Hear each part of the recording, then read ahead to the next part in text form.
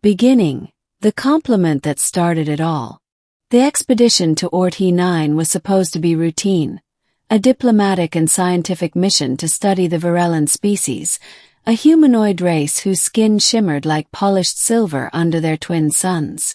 Captain Elias Monroe had spent years traveling between stars, negotiating trade and peace between humans and alien colonies. But nothing in his training at the Interstellar Alliance Academy prepared him for Lira of Varellan, the alien envoy who stood before him now, graceful, luminous, and curious beyond measure. Her eyes, large and luminous, reflected not just light but thought, constantly shifting colors depending on her emotions. Today they were a calm turquoise, indicating curiosity and openness. They were discussing linguistic exchanges, the kind of formal diplomacy Elias found mind-numbingly dull.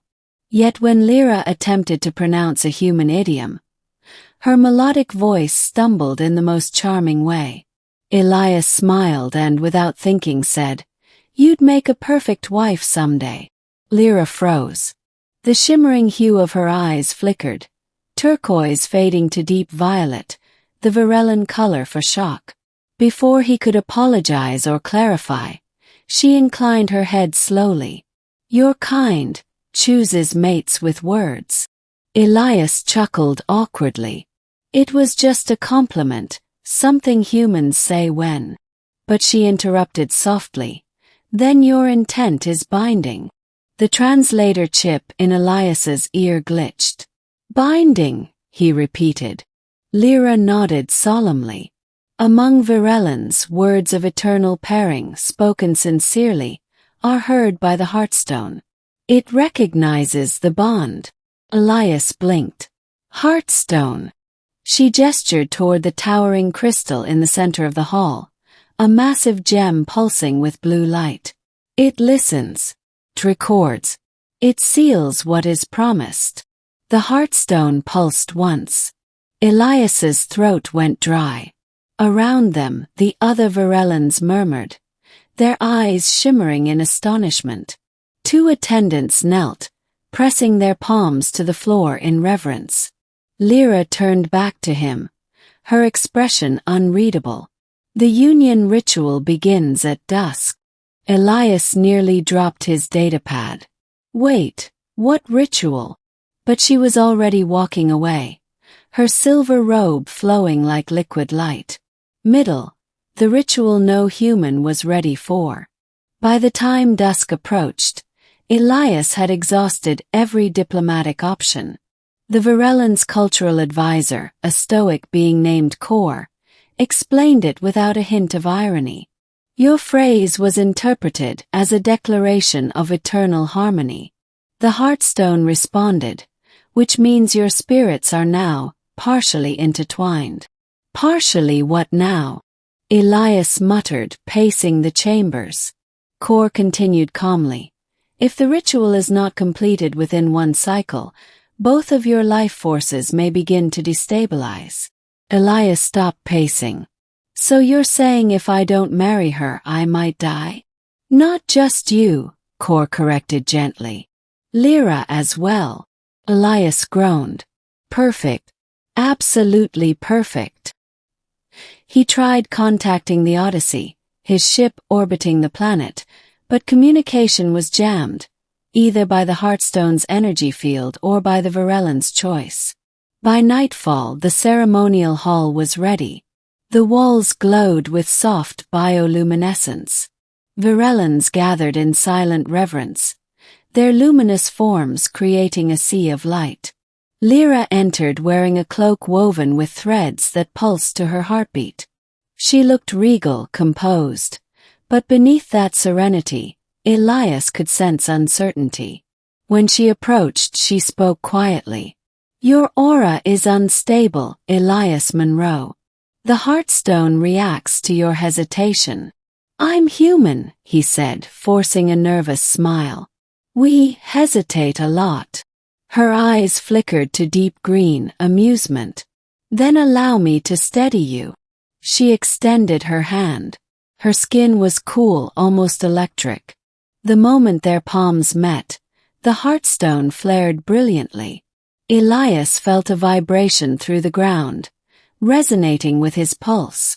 A voice, not heard but felt, whispered in his mind. Two souls, one promise, forged in words. Complete the bond. He jerked his hand back, gasping. Did you hear that? Lira tilted her head. It spoke to us both. It recognizes truth in your heart.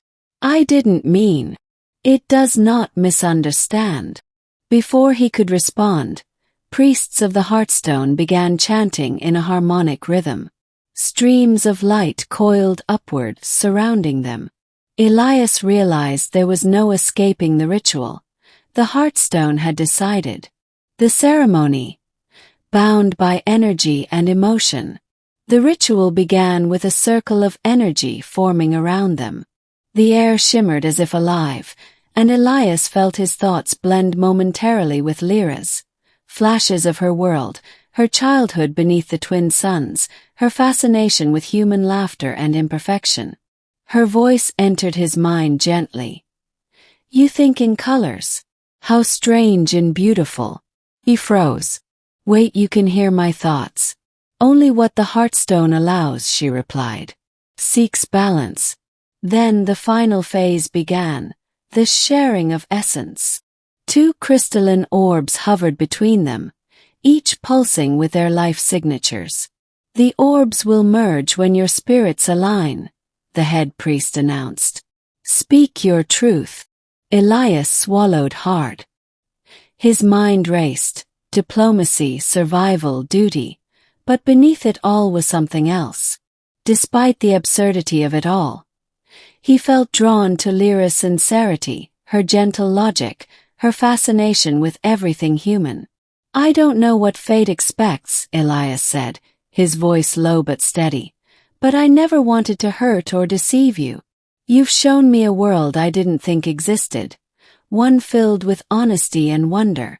If my words bound us, then I'll honor them. The orbs pulsed once. Lira's eyes softened to a radiant gold, virelin for truth. She stepped closer, her voice trembling. And I will honor the bond, not because the Heartstone commands it, but because your soul feels.